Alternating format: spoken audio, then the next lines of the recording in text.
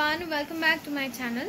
Today is 25th September and अभी second shift में मेरी एग्ज़ाम हुआ है. मैं अभी एग्ज़ाम देकर आई हूँ एंड मैं कोलकाता में रहती हूँ. सो मेरा जो एग्ज़ाम सेंटर था वो था गीतो विधान TCS and this is my first attempt in CGL. CHSL में मैं 2 बार अटैम्प्ट दे चुकी हूँ. एक था 2022 में और एक इस साल. तो 3 बार मैं TCS गीतो विधान गई हूँ and I know the exam pattern of SSC. सो आज का जो मेरा पेपर था वो इजी था, मॉडरेट था या हार्ड था.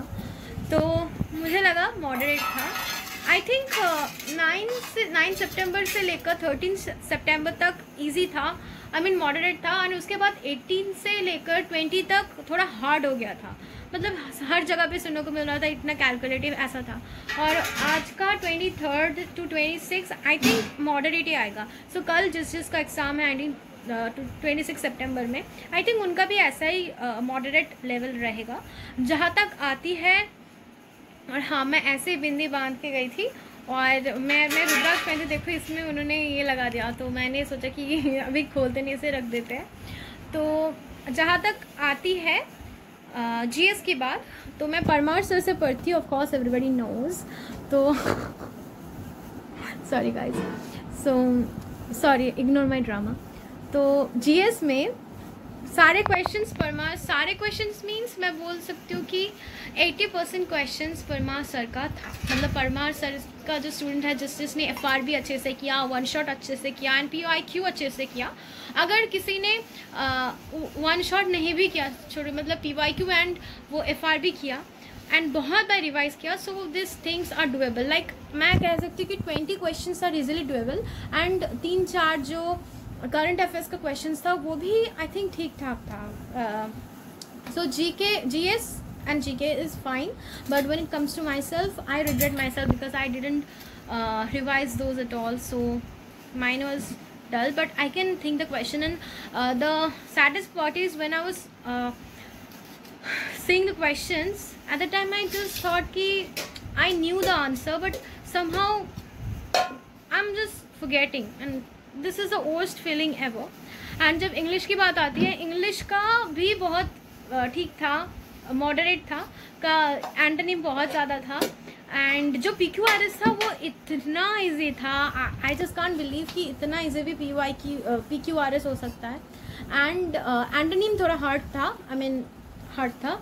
एंड जहाँ तक आती है रीजनिंग की बात, मेरी पास में एक दीदी बैठी थी. मैंने उनसे पूछा कि दीदी मतलब आपका रीजनिंग कैसा हुआ, क्योंकि मुझे तो थोड़ा सा ट्रिकी लगा. बट उन्होंने कहा कि नहीं, मेरा तो रीजनिंग ठीक है. But I feel the questions which like series जो एक नंबर में आता है कि B, X, P, H and इसके बीच क्या होगा, वो मैं जब भी उसको बनाती थी इन PYQ मॉक्स and text book memory based paper ऐसे जो मैं बनाती थी, तो उसमें मेरा हमेशा बनता था. बट पता नहीं आज क्यों नहीं बना. एक भी रीज़न ये भी हो सकता है क्योंकि reasoning was so time taking.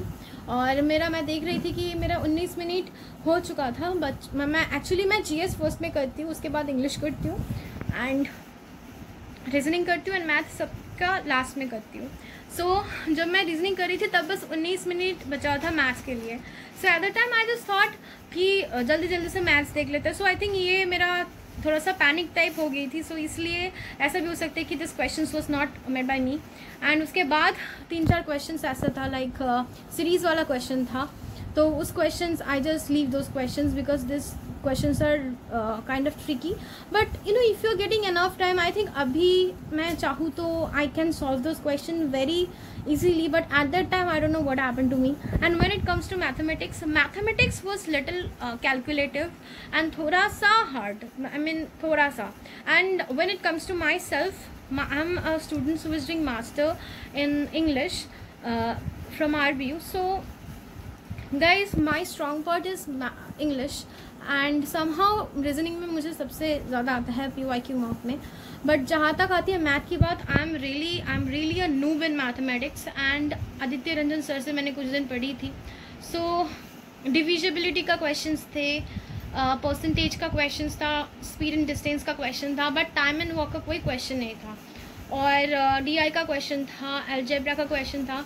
But DI का जो क्वेश्चन था वो बहुत ही कैलकुलेटिव था, मतलब बहुत ही तुमको कैलकुलेशन करना पड़ेगा, बट इजी, बट कैलकुलेशन करना पड़ेगा। मैथ थोड़ा टफ था, और अगर किसी को इजी लगता है सो देखो गाइज, अब किसी किसी को जीएस भी हार्ड लग सकता है, बट मुझे जीएस वो सारी चीज़ मैंने सुना लगा कि परमार सर ने बनाया होगा। मुझे इंग्लिश भी इजी लगा, मुझे रीजनिंग थोड़ा सा 4-5 क्वेश्चन इधर उधर का लगा, मुझे तो ऐसा ही लगा। और मैंने अटेम्प्ट किया है 76 and this is my first attempt. So cheers to my I mean लैथोजम, जहाँ पे मैं पढ़ती नहीं थी एंड वेस्ट करती थी। I think guys, you know, this 1 year I have started my preparation in the 2023 September, so I think if I studied better, if I just don't sleep at that time, if I just studied when I think like let's sing a song, let's overthink and let's do procrastinate, let's call mobile phone at the time, अगर मैं at the time I wish I could study। तो I think आज Parmar sir ने बोला था कि if you will do hard work, जब आप बहुत हार्ड वर्क करोगे तब एंड आपका एग्ज़ाम हो जाएगा तो कभी भी आसमान की तरफ देखना बहुत अच्छा लगेगा। एंड जब उन्होंने ये कहा था तो मैंने सोचा कि मैं ये करूँगी, बट पता नहीं क्यों आज नहीं कर पाई। बट आज नहीं कर पाई इसका मतलब ये नहीं कि कभी नहीं कर पाऊँगी। मैं हूँ और मैं चाहूँ तो मैं कर सकती हूँ। कोई बात नहीं, इस बार नहीं किया।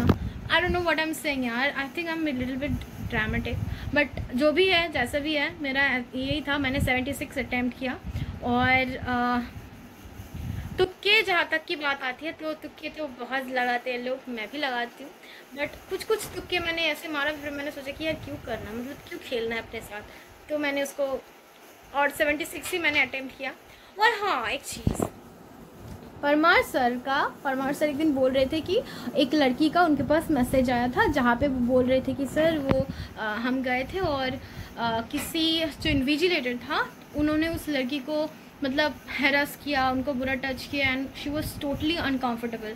And Parmar sir was saying like he so sad about this things news, क्योंकि ये सारी चीज़ें बट न्यूज़ में ही आते हैं, बट अभी उन्होंने कभी सुना नहीं, बट पहली बार उनका स्टूडेंट ने भी ये फील किया। तो आज जहाँ तक मेरी बारी आती है तो एक इन्विजिलेटर था, मतलब जो रजिस्ट्रेशन कराता है, ठीक है।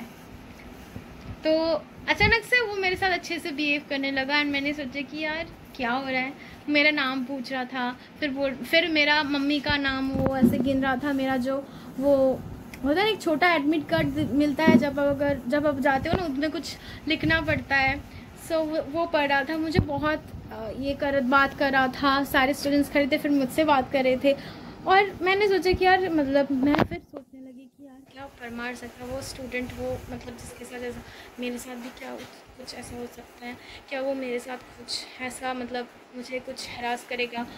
मैं सोचने लगी कि उस समय कि मैं क्या करूँगी। और फिर पता है क्या हुआ, वो एक जगह पे बैठते, मतलब जिस कंप्यूटर में वो बैठा था उन्होंने उनका ही पास का जो बगल का मतलब उनके ही पास मुझे वो करने बैठा दिया एग्ज़ाम देने। तो मैंने सोचा कि यार ये इसका कुछ गलत इरादा है, फिर मैंने पेन लिया, मैंने सोचा कि कुछ गलत ये करेगा मेरे साथ, तो ये मैं पूरा घुसा दूंगी उनकी से। मैंने ये सब सोचने लगी, फिर मैंने सोचा कि यार बजरंगबली को डाकते हैं, गोविंद को स्वरण करते हैं। परमार सर जो कहते हैं कि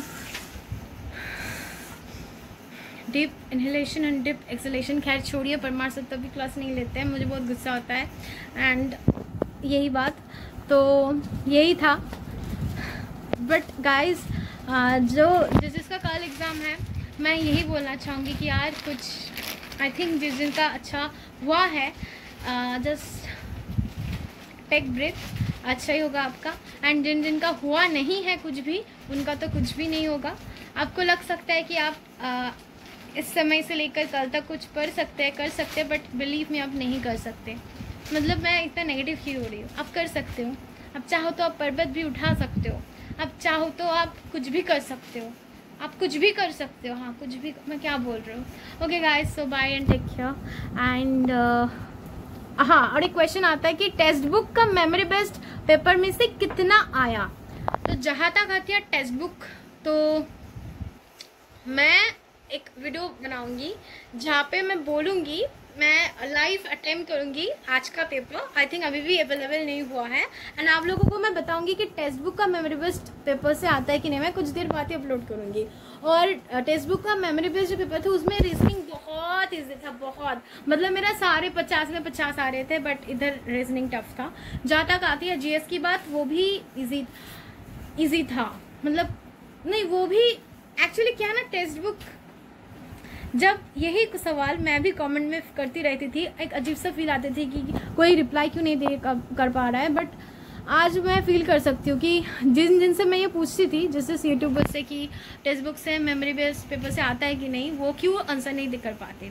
तो जहाँ तक आती है इंग्लिश की बात, तो इंग्लिश बहुत ईजी था, मतलब टेक्स्ट बुक मेमोरी बेस्ड से भी बहुत ईजी था। PQRS तो बाप रे इतना ईजी था, मैं क्या ही बोलूँ। और जहाँ तक आती है रीजनिंग की बात, रीजनिंग एक्चुअल एग्जाम में टफ था और टेक्स्ट बुक में इजी है, आता है। और जीएस जो है, जीएस ठीक ठाक, मतलब ठीक ही आता है। एंड मैथ देखो गाइस, मैंने मैथ ज़्यादा अटेम्प्ट नहीं किया। मैथ की बात मुझसे मत पूछो। मैं और आप लोग मुझे सजेशन दो कि मैथ्स के लिए अच्छा टीचर कौन है, मैं उनसे पढ़ना चाहूँगी। मैंने आदित्य रंजन सर से मैथ किया, मुझे अच्छा लगा। बट उन पे एक सब बोलते रहते हैं सब टीचर्स की वो बस इजी कराते हैं, वो हार्ड नहीं कराते। बट हम देख सकते हैं कि एग्जाम में हार्ड क्वेश्चंस भी आ रहा है। तो मतलब मुझसे किसका, और भूतेश सर का भी मैंने किया, गगन प्रताप सर का तो मैं ज़िंदगी में नहीं करूँगी। मतलब अभिनय सर का लेना चाहिए या नहीं, प्लीज़ आप लोग मुझे बताओ। जिसका मैथ में बिल्कुल ही आप नूब हो, प्लीज़ मुझे हेल्प करो, मुझे बहुत अच्छा लगेगा, मैं उनसे लूँगी कोर्स। तो अब MTS की बारी है, 16 अक्टूबर मेरा डेट है। देखते हैं, आप लोगों में से तो बहुत सारे लकी लोग हैं जिनका नवंबर में है, बट मेरा 16 अक्टूबर में है।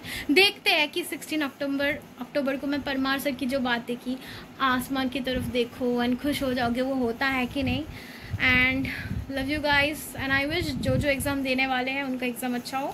एंड टेक्स्ट बुक का मेमोरी बेस्ड से आता है या नहीं आता है, जहाँ तक क्वेश्चन है अलग है, बहुत अलग है, ठीक है। अब आप लोग देख लो। Bye, love you all, thank you everyone. And मेरा वीडियो, मतलब मेरी बात करने का तरीका थोड़ा इधर उधर लगा तो आई एम सॉरी। और मैं इसको नहीं बदलूँगी, मैं जो हूँ, जैसा हूँ, जैसे भी हूँ, मैं अपने आप को बहुत पसंद हूँ एंड मैं कृष्ण प्रिय हूँ। Thank you everyone, bye.